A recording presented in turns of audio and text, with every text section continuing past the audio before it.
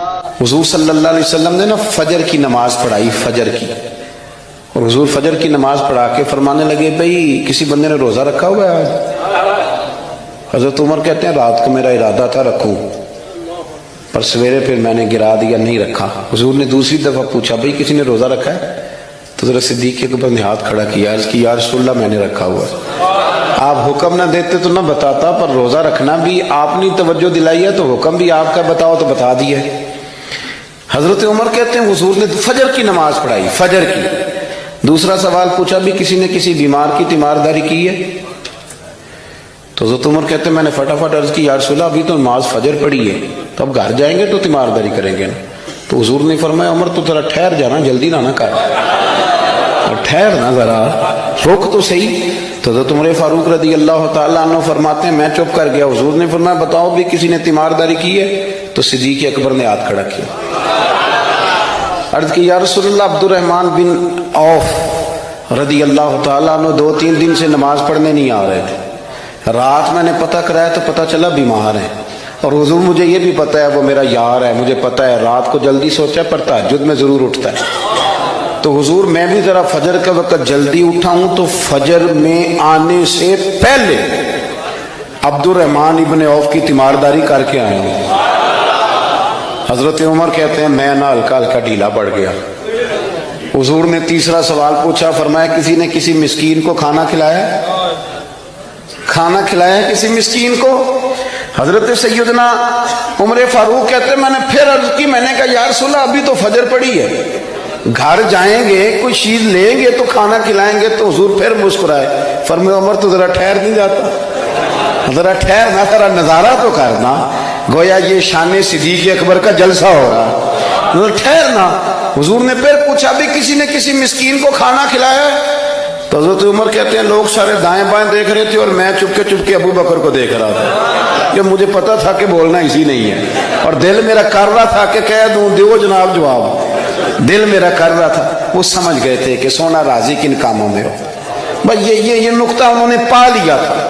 حضور نے فرمایا بتاؤ کسی مسکین کو روٹی کھلائی ہے؟ تو جناب سیدنا صدیق اکبر نے ہاتھ کھڑا کیا، عرض کی یا رسول اللہ سویرے اٹھا ہوں تو چھوٹا بیٹا بھی اٹھ گیا تھا، اور میرے وضو کرتے سنت پڑھتے ماں سے کہنے لگا بھوک لگ رہی ہے، تو ماں نے 2 روٹیاں بھی پکا دیں، تو حضور ایک اس نے کھائی دوسری اس کے ہاتھ میں تھی۔ جب ہم نکلے ہیں نا گھر سے تو دروازے پہ ایک فقیر کھڑا تھا، مسکین کھڑا تھا، کہہ رہا تھا رات سے بھوکا ہوں، کوئی دروازہ کھلنے کا انتظار کر رہا تھا، ابو بکر سب سے پہلے تیرا ہی کھلا ہے۔ تو حضور میں نا اس مسکین کو ایک روٹی کھلا کے آیا ہوں۔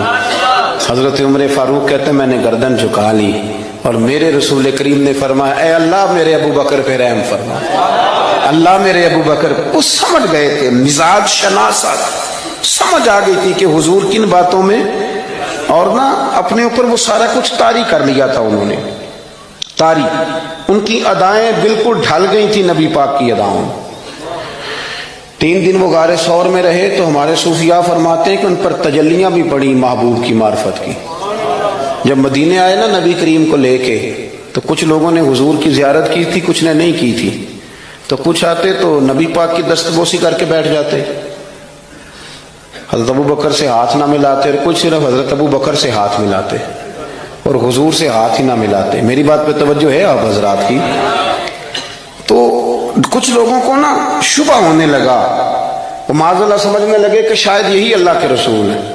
حضرت صدیق اکبر یہ کیوں شبہ ہوا؟ تو ہمارے محدثین فرماتے ہیں کہ ابو بکر صدیق بولتے بھی اس طرح تھے جو میرے نبی پاک کا طریقہ، بیٹھتے بھی اس طرح تھے جو رسول پاک کا طریقہ۔ کہتے ہیں انہوں نے امامہ باندھا ہوا تھا تو جو امامے کا پیچ حضور کا ڈھیلا رہ گیا تھا ان کا بھی ڈھیلا رہ گیا تھا، اس طرح اپنے آپ کو مزاج میں ڈھالا تھا، تو من شدی من تو شدم، میں اس طرح ڈھالا تھا مزاج میں، اس طرح کہ کوئی فرق ہی نہیں نظر آتا تھا۔ وہ کہتے ہیں جب حضرت ابو بکر صدیق نے دیکھا نا کہ لوگوں کو تو شک ہو رہا ہے، کوئی میرے ساتھ ہاتھ ملا کے بیٹھ جاتے، تو حضرت صدیق اکبر نے کہا کوئی ایسا کام کرنا چاہیے کہ پتہ چلے آقا کون ہے غلام کون ہے۔ اٹھے، کندھوں پہ چادر تھی، وہ اتار کے نا تو حضور پہ سایہ کر دیا، لوگوں کو پتہ چل گیا کہ سایہ کرنے والا کوئی غلام ہے، اور جس پر سایہ کیا جا رہا ہے وہ آقا ہے۔ کیا خوبصورت نقطہ لکھا ہے مفسرین نے. شارحین فرماتے ہیں تھوڑی دیر کے لیے، تھوڑی دیر کے لیے، تھوڑی دیر کے لیے حضرت ابوبکر صدیق نے حضور کے سر انور پر اپنی چادر کا سایہ کیا تھا. اللہ کے رسول نے احسان کا بدلہ یہ دیا، نیکی کا بدلہ یہ دیا کہ قیامت تک ان کی قبر پر اپنے گنبد کا سایہ فرما دیا. قیامت تک گنبد کا سایہ کر دیا.